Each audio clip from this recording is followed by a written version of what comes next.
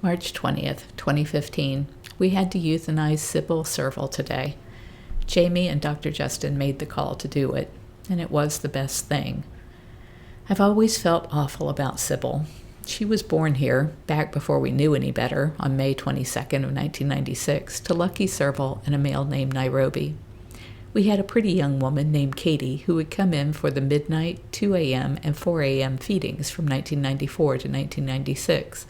One morning, when Sibyl was 8 weeks old, I took her out of the crate to feed her, and her back leg was crushed beyond all recognition.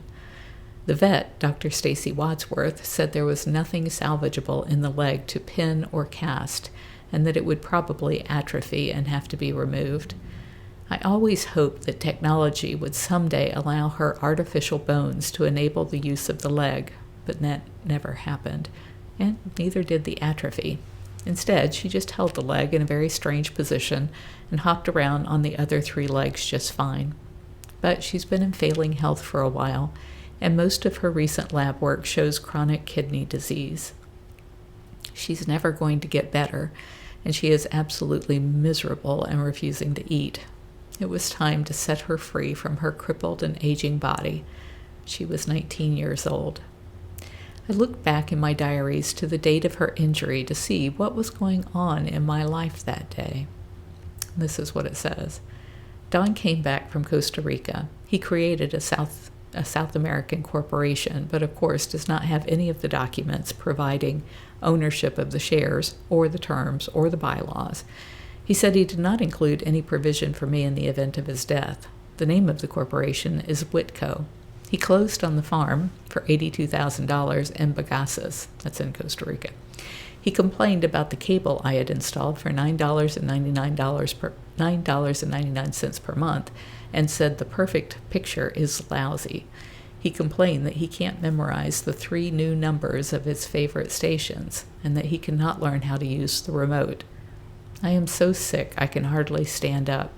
I rushed Cybil Serval in to Dr. Stacie Wadsworth today because her back leg was crushed overnight while Katie F. was on duty. Katie claims nothing happened.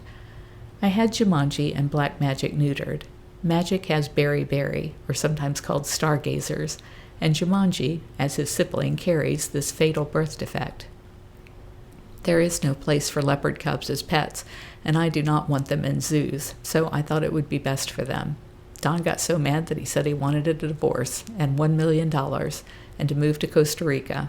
He said he also wants 47 of the cats. I'd be willing to bet that is not the wild ones. Same day, different subject.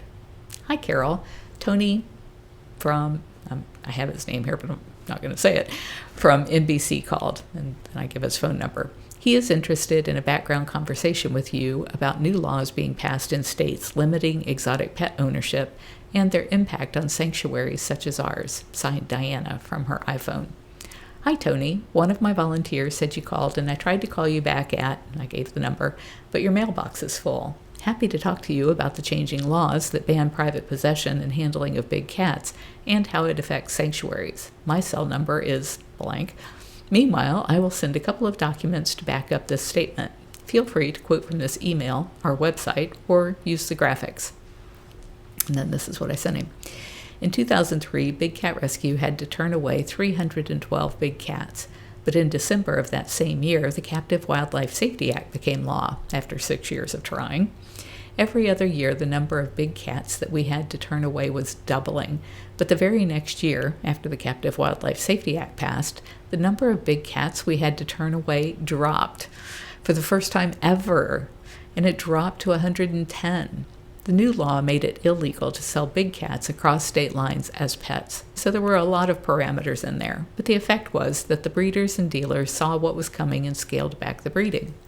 It is important to understand that the big cat crisis in America isn't because so many people go out and buy them as pets.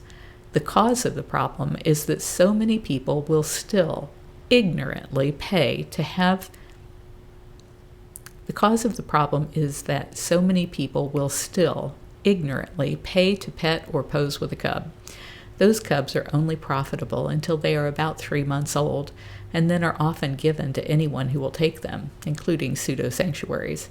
After that law was passed, 11 more states have passed bans and partial bans, and the number of big cats being bred and discarded continues to drop. The laws always allow that the people be able to keep their pets, but it does not allow them to buy or breed more. We are working on a federal bill to ban private possession and breeding and to protect the public handling, and when that is passed, it will fix about 99% of the problem that results in so much cruelty.